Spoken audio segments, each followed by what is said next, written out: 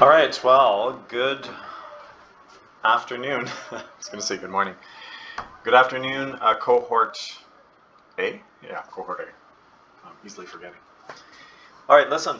We're going to do a quick lesson here today, and it's still on ionic bonding. Okay, ionic and covalent bonding. There's more to the story than what I've told you. Okay, so we're going to talk about that today. And listen, we have done lesson 11. Okay, so we've done lesson 11. I've highlighted this so many times here. Let me do it one more time for you. So we've done this, and this is your homework here, the worksheets that we did, okay, plus a couple of pages in the textbook. Now here's the deal. We're not going to do review and practice, okay, but instead there is a lesson today on electronegativity, so I'm just going to write EN. It's electronegativity. I'll talk about that shortly. And counting atoms. So I'm just going to write counting. And there's a worksheet that goes with this that I've posted online. And that's all we're going to do today. So here, I'll cross this out and I'll put lesson 12 here. That's all we're going to do today. And we're not going to do what is a gas. We'll do that last. So today, we're going to do electronegativity and counting atoms. So let's get right to it. Okay, let's start with, I'm going down the list. Here, let's talk about what electronegativity is. Okay, I'm going to scroll up here like this. Okay, so here is the definition. I'm going to erase these two things. I'm going to erase my underlines to sort of restart. Okay, so here's the deal. Now you might hear some children playing outside. That is cohort B. Okay, they're out there having a party. Who knows? They sound like they're screaming, so you can read into that what you want. Okay. So look, electronegativity is a score. Okay, now I want to explain this to you. You won't find it in your textbook, but it's something that you learn about. It's a very important concept in chemistry. Okay, so look, here's the deal. The definition of electronegativity, it's basically a scale or a score that we put the elements on. Okay, and what you do is you're ranking them on their ability to attract electrons and form a bond. Okay? To bond with, or to form a bond with other elements or whatever. And to attract and form a bond by pulling on electrons. So that's electronegativity. It says measuring an element's ability to attract electrons, okay, and form what's called a bonding pair.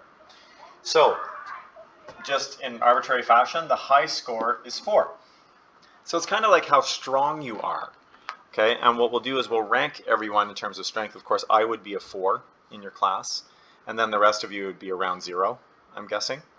Okay, so, you know, that kind of thing. Maybe just be slightly above 0, and I would be a 4, so the maximum possible strength. So for elements, which element has the strongest ability to attract electrons? We're going to give that one a 4, and we're going to rank everybody else accordingly, okay, based on their ability to attract electrons. So guess which element has the high score? So if we go to the periodic table, okay, let's go to the periodic table here for a moment. Which element, and I'm going to erase my highlights that I put on this table, which element would have the high score? The highest ability to attract an electron, okay? Would it be a metal? Do metals attract electrons, or do they want to get rid of electrons? I think you know the answer. Metals tend to release their electrons and form cations. So it's got to be a non-metal. Would it be a noble gas? Well, noble gases, they don't want any electrons either. So they don't pull electrons in, they don't form bonds, because they're happy as they are, having the full valence shell. So that leaves us with the reactive nonmetals, and you probably could guess fluorine. Fluorine is the most electronegative element on the periodic table. Now what that means is it has the strongest ability to attract electrons.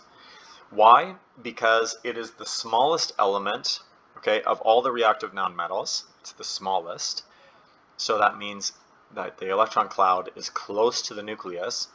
And number 2, it's missing just one electron. and if it had one more electron, it would have a full outer shell and be like neon, and it really wants to do that. So for those reasons, fluorine is the most electronegative, which means has the highest rank, and it's got the strongest pull, okay, on electrons. So it's fluorine. Now, who would have the lowest score? Okay, well, if you could pick any element on the periodic table, we're not going to count the noble gases. So we are going to exclude these guys, and we're going to exclude them because basically they don't have a score. Their score it's 0, so you can think of that as a low score. But of the reactive elements that tend to form bonds, which one has the weakest ability to attract an electron? And for that, you're going to have to go over to the opposite end of the table and pick francium for that. Okay? So francium and cesium, by the way, these two guys are basically tied for the lowest possible score. Yeah, it's funny, they do have some ability to attract electrons, but it's close to 0. Not quite as low as a noble gas, but pretty close, okay? So anyway, that's electronegativity. How good are you at attracting electrons? How attractive are you to electrons? So there's a score. Now, here's a periodic table. And I'm just going to erase some of the circles that I drew earlier for the class. Okay, so I'll erase those two. And here you can see how the scores work out. So hydrogen, okay, first let's go to fluorine. It's colored red. Fluorine here we see, use blue. Fluorine here has a score of 4, like I said. Oxygen is 3.5, that's pretty close. That's really, I think, the next highest score, right? Chlorine is pulling in 3rd place, chlorine and nitrogen with a score of 3.0. Then it's bromine, okay? So our halogens have pretty high scores, but notice oxygen, pretty high. Oxygen's ranked number 2 on this list. And you see your body is designed to react with oxygen. Okay, so we don't mind that oxygen is reactive. We kind of need it to be, but it reacts in the right way. It's compatible with your body. Fluorine, of course, is even more reactive. But it's reactive in the wrong way with your body, would cause chemical reaction that causes harm.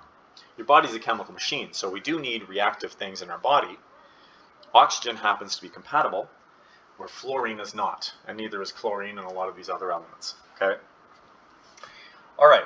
So, and if you want the low score, we don't have francium on this table, but francium would be around the same. So if I were to put francium in here, francium would have a score of around 0.7 as well, somewhere around there, which is the lowest score on the table. Okay, so metals generally have low scores, and nonmetals tend to have high scores, with fluorine having the highest possible score. So that's electronegativity. How attractive you are, how strong is your pull on electrons, and fluorine is easily the strongest one. Okay. Now, why is this important? Why do we have this electronegativity scale? Well, we do it so we can tell what kind of bonds will be formed, okay, when elements combine. So what you've learned so far is that when a metal combines with a nonmetal, you get an ionic bond. Well, it turns out that there's more to the story than that. That's, in fact, not always the case, okay? I've also told you that when nonmetals combine, you always get a covalent bond. Well, there's more to the story there too.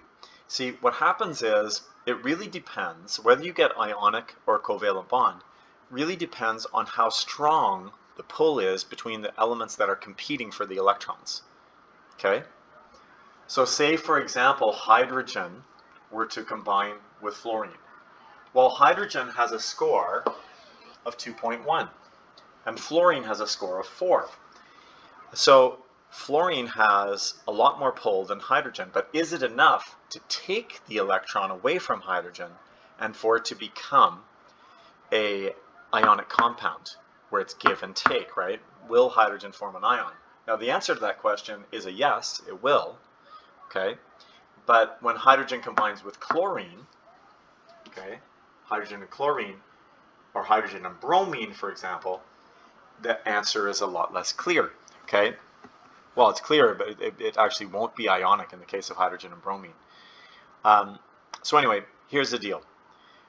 You can decide whether something is ionic or covalent based on the difference between these scores. Okay, so let's talk about that, and let's talk about what that difference needs to be in order to break the hold and form ions. Okay, so this scale can be used to determine the type of bonds that will occur when elements combine. Now, here's how you do this. And you don't have to memorize this scale. It would always be given to you. Same thing with this table with the electronegativity values. Nobody memorizes that. You can just look them up. It's just for reference. So take a look. Let's say that two atoms combine, like two chlorine atoms. When they combine, they both have the same score. They're both 3.5, right? So when chlorine combines with chlorine, what happens is they have an equal pull. So just imagine, okay, here, let me just draw a little guy. Let's imagine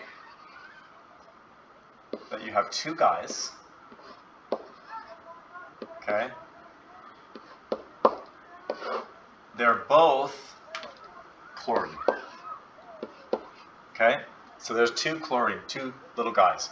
Now what they're doing is they've got an electron in the middle and they're pulling on the electron, okay?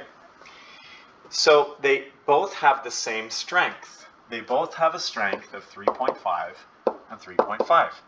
And so when they have the same strength, the difference is equal to 0 between them. They're both going to share that then equally.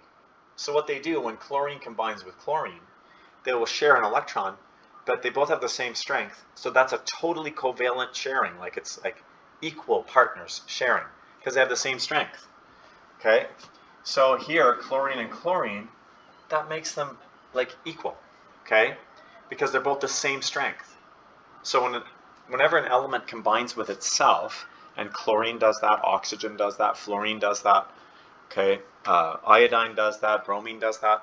When they share electrons to make each other happy by filling up their shell, like we learned about for covalent bonding, if it's an element sharing with an identical twin, like here, chlorine, okay, that's a purely covalent bond because they're equal strength opponents, right? So they're both pulling on the electron equally. And so this is their bond, okay, them pulling on that electron. Okay, and that's how you have to think about this. Now, what if you're hydrogen and chlorine? Well, hydrogen and chlorine, that's a little different, okay? So for hydrogen and chlorine, I'm going to erase some of this stuff down here. We'll come back to this. I'll have to write it out for you again, but that's okay because it's the lesson I want. I want you to write it out. And you should, it's my eraser in my hand. Okay, so here's the deal. Hydrogen, if we look up at the score, hydrogen has a score of 2.1. Chlorine has a score, I made a mistake, it's actually 3.0, okay? So in the case of hydrogen and chlorine, we have 2.1. So look, I'm going to draw my guys. So here is hydrogen. He has a score of 2.1. That's his strength. He's on the strength scale, he has 2.1. Well, then we have chlorine over here, and chlorine is a bigger guy with more pull. Okay? So here's hydrogen, here's chlorine. Chlorine has a score, this is his strength score, of 3.0. So his ability to pull on the electron is greater. Okay? So what happens is the electron will end up being closer to him. So he's pulling on it. And let me draw this a little differently. I'll draw his arm a little shorter. Okay, and then what I'll do is I'll put the electron here. So he's pulling on it and he's pulling on it. But you see, he'll pull the electron closer. Okay? Now the difference between these two numbers is 0.9. And what that means is they will share but not equally.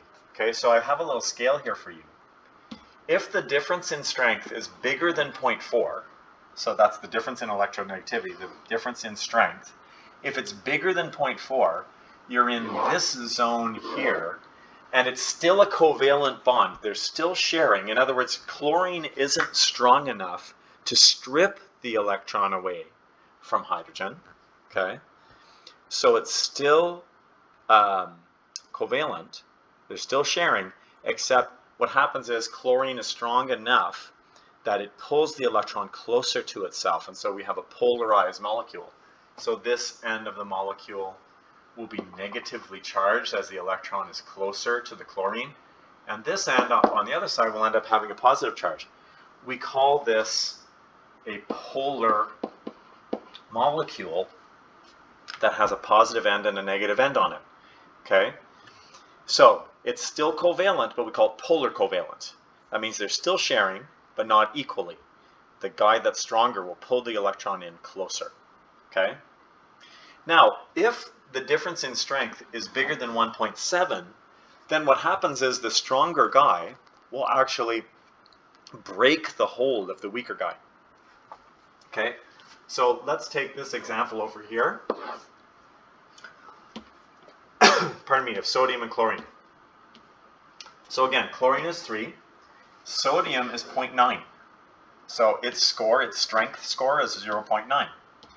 So I'll draw my little sodium guy here. So sodium's just a little child, okay, like you guys.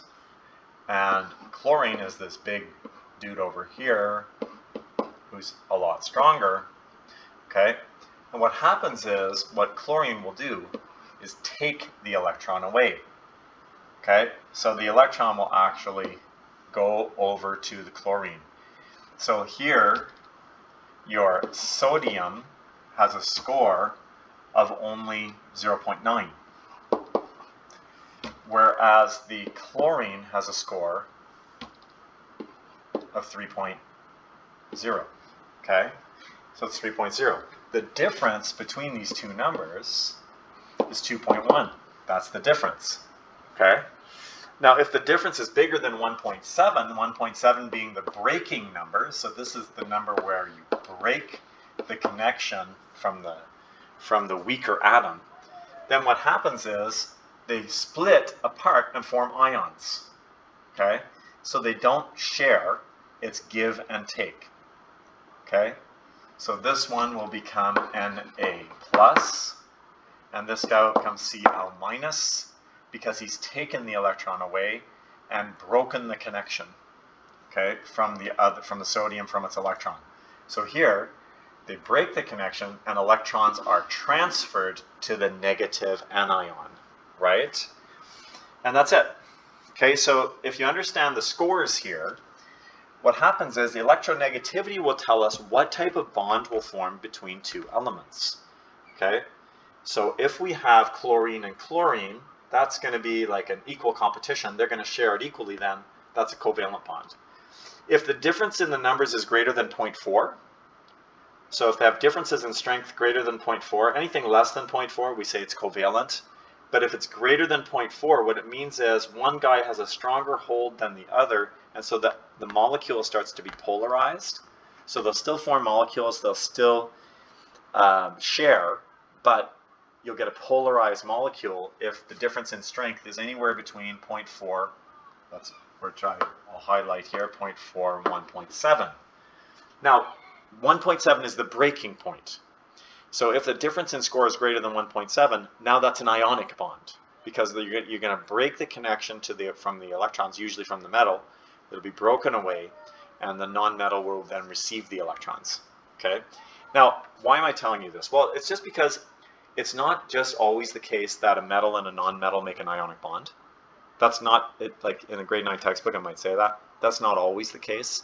It depends on the difference in score. Okay. And sometimes covalent bonds can be polar, right? And have some ionic character to them.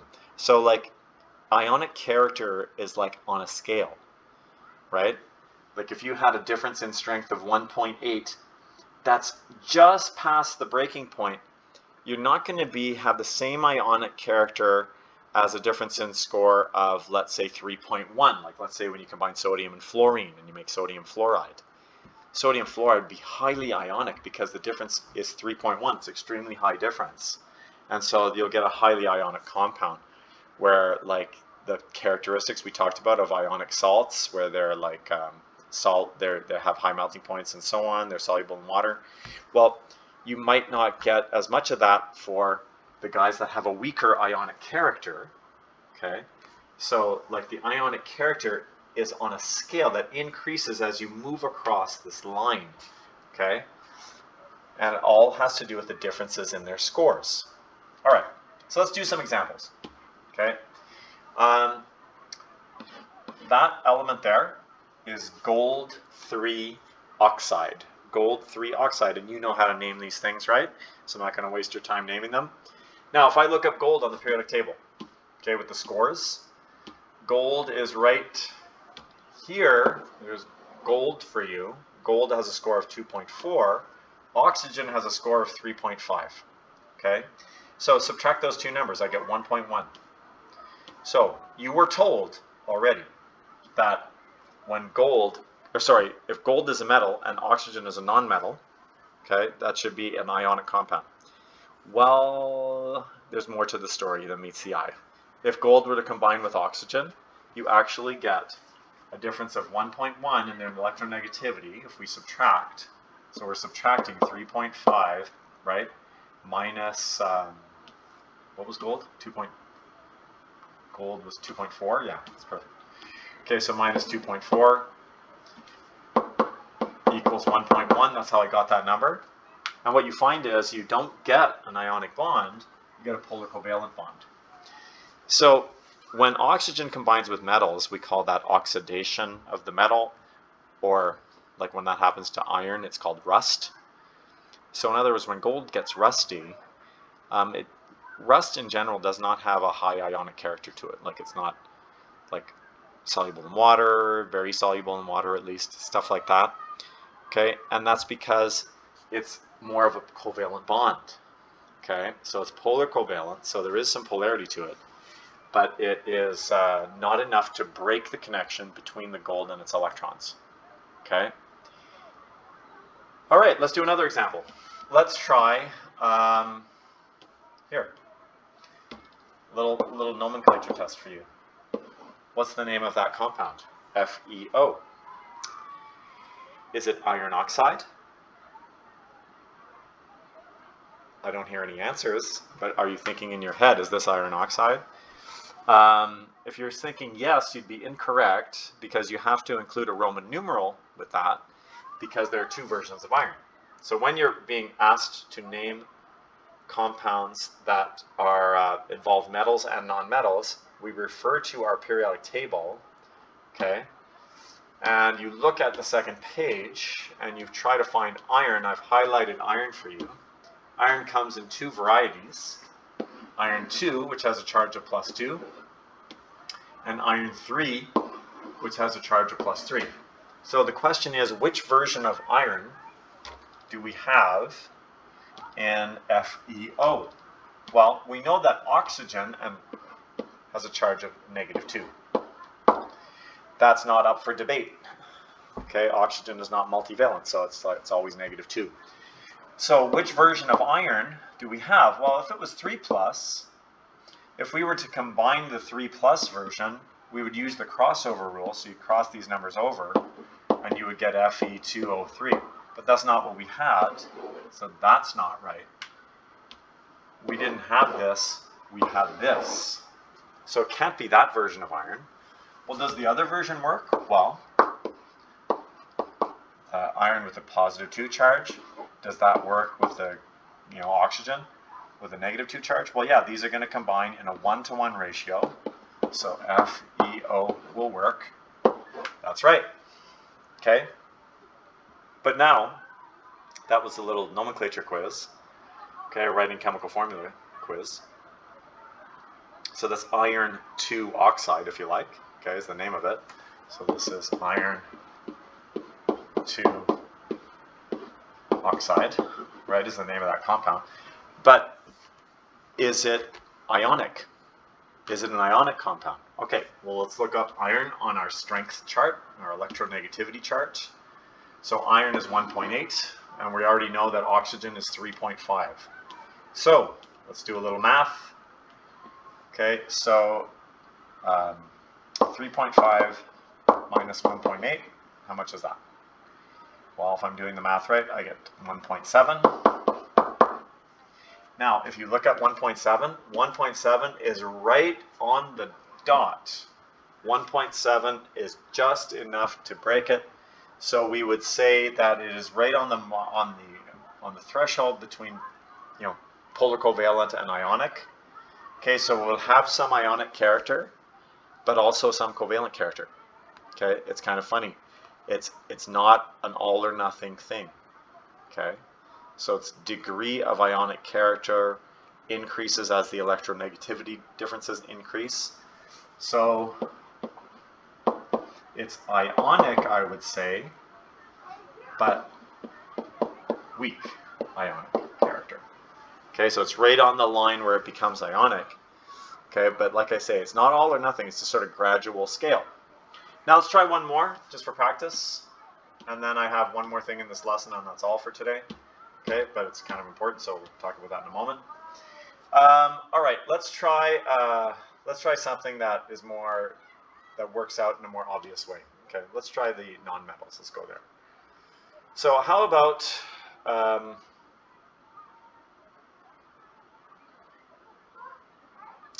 sulfur? No, let's go with nitrogen. Let's go with carbon. Okay, carbon and oxygen. Carbon monoxide, let's say. What about carbon monoxide? Well, let me do that right here. The difference between, like, let's do carbon monoxide, CO. Okay, so you've been taught that this is a covalent compound, and we'll see if that's true. Okay, this guy has a score of 2.5. This guy has a score of 3.5. So this difference is 1.0, and it's therefore polar covalent. So oxygen has a stronger pull, and the difference is greater than 0.4, but it's not strong enough to pull the electrons away from the carbon. So carbon monoxide would be a polarized molecule with the oxygen being negative and the carbon being slightly positive. Okay, so that's a polar covalent molecule. So you see how you do that? Like, that's how you make the decision.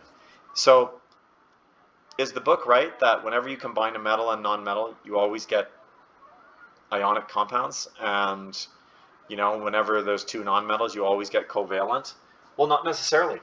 Okay, like for example, if you combine fluorine, okay, we've already seen examples where metals and nonmetals don't make ionic compounds, they make polar covalent compounds, so we've already seen that. But what if you combine fluorine and phosphorus? Okay, so if some of these things maybe don't occur in nature, but let's say they did, well, the difference in score is 1.9. So fluorine and phosphorus, two nonmetals, but you get an ionic bond. The difference is greater than 1.7. See, so there's more to the story. It's not that simple. Okay. Now, by the way, the naming of the compounds is not affected by this. If it's a metal and a nonmetal, we still use that method that I taught you for naming those compounds. Okay, and writing the chemical formula with the crossover rule. That hasn't changed. Okay, and the naming of the covalent compounds with the nonmetals, if it's only nonmetals in it, that hasn't changed either. Okay, but there is more to the story on what makes something an ionic bond, what makes it a polar covalent bond, and what makes it a purely covalent bond.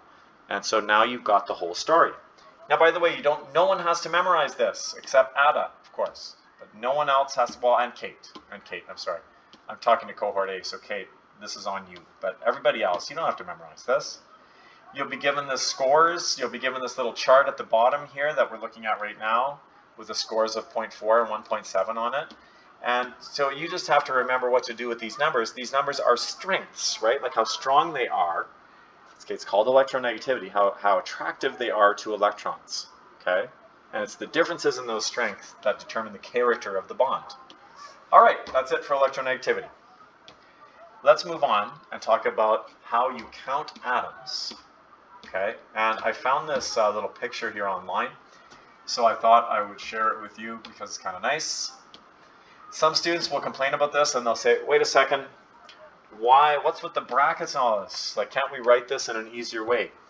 Let me just rest assured that there are reasons why we put brackets in the molecular formula, or the chemical formula for a compound, that will become clear to you as time goes on here. Like in grade 10, for example, I'll be able to tell you in grade 10, since you're in grade 9, this will be confusing, so I don't want to do too much at once.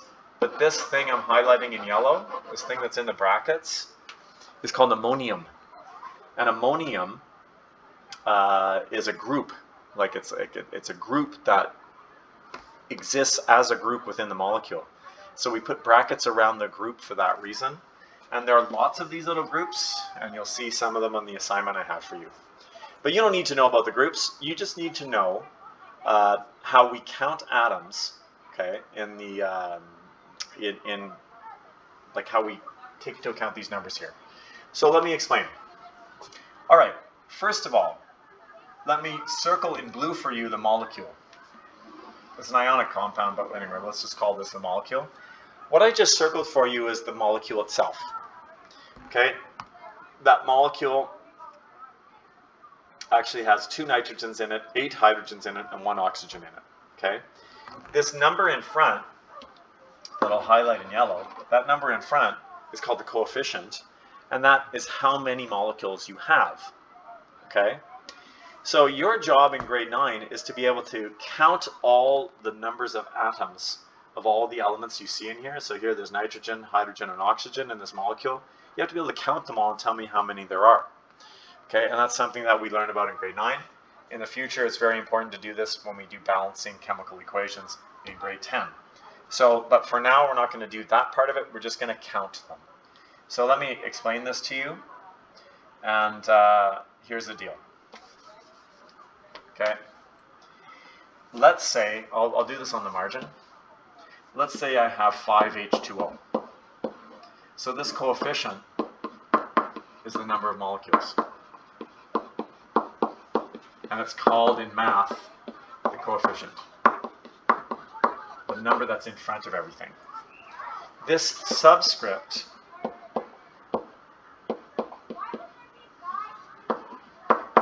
is how many hydrogens you have, right? Okay, and I haven't drawn it very well here. Let me draw the O a little bigger. Now, the oxygen, if there's only one,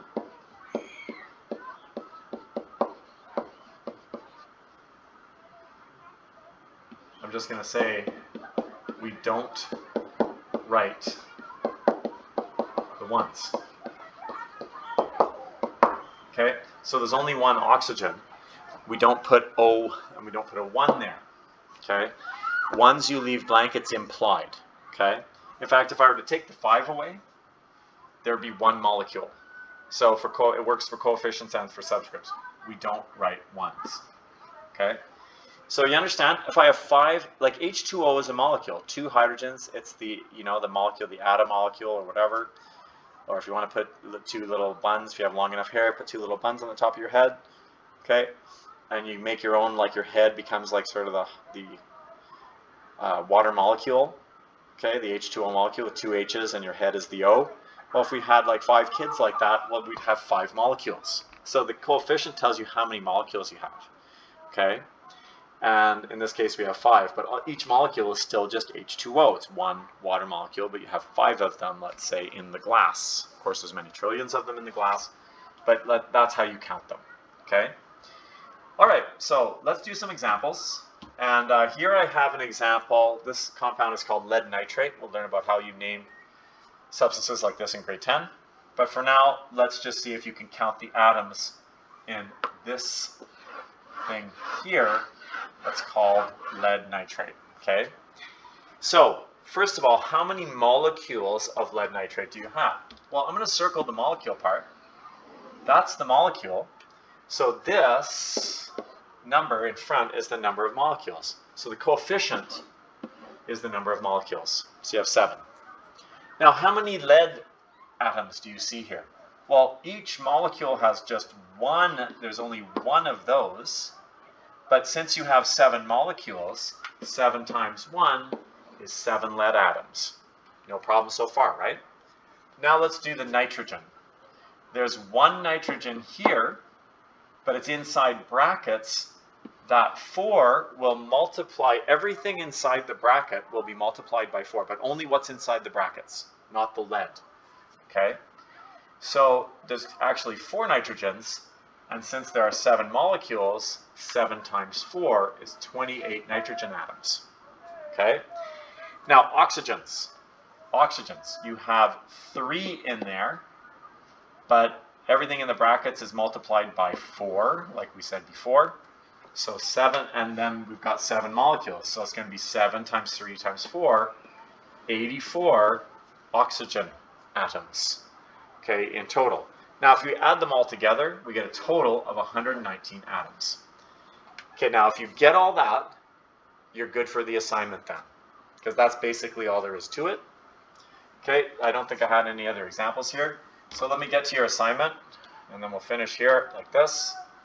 Here's your assignment. Let me go to the top. I've done some of it for you, but since you're looking at it for the first time, I'm going to erase this and we'll do it again. All right then. So take a look at this. That is magnesium chloride. Okay? What's the coefficient? Well, the coefficient is the number in front. This number right there. Okay, that's how many molecules you have. Well, these are it's an ionic compound, but still, we'll just call them molecules for now. So you have 3. Okay, what's a subscript for magnesium? Well, it doesn't look like there is one, but if there isn't one, you know the answer. Okay, if there isn't a subscript, you already know how many there are. There's only one, right? Now, what about for chlorine? Well, chlorine is right there, so you have 2 chlorines there. Now, they're not asking us to get the total. We actually would have 3 magnesium and 6 chlorines if we multiply the numbers out, but they're not asking us for that, so we'll just leave it there. Okay, so let's go to the next thing. I'm sorry, just looking up a... Okay, so we have vanadium. This is vanadium oxide.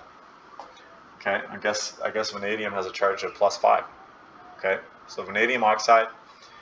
And yeah, what's the coefficient? Well, I don't see a coefficient, but if you don't see the number, it means there's a 1. Okay, subscript for V is 2, and for O is 5, so easy. Okay, so I'm going to leave that to you. Let's go to page 2, and I'm going to erase this. We'll do it together. I did it with the class already. Let's just do that.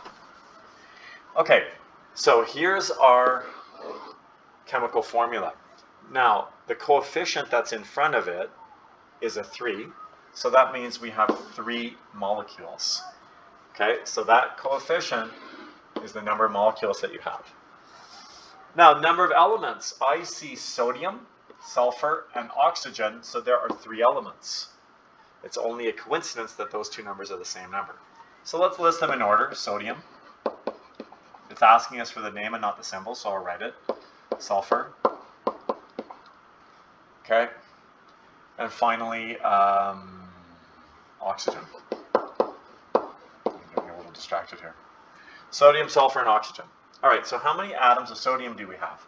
Well, there's 2 atoms of sodium in the molecule up here, but you multiply it by 3 because there's 3 molecules. 3 times 2 is 6. Okay. Sulfur, there's 1 sulfur. So if we look at the sulfur right there, there's 1 sulfur in the molecule, but there's 3 molecules for a total of 3 sulfurs.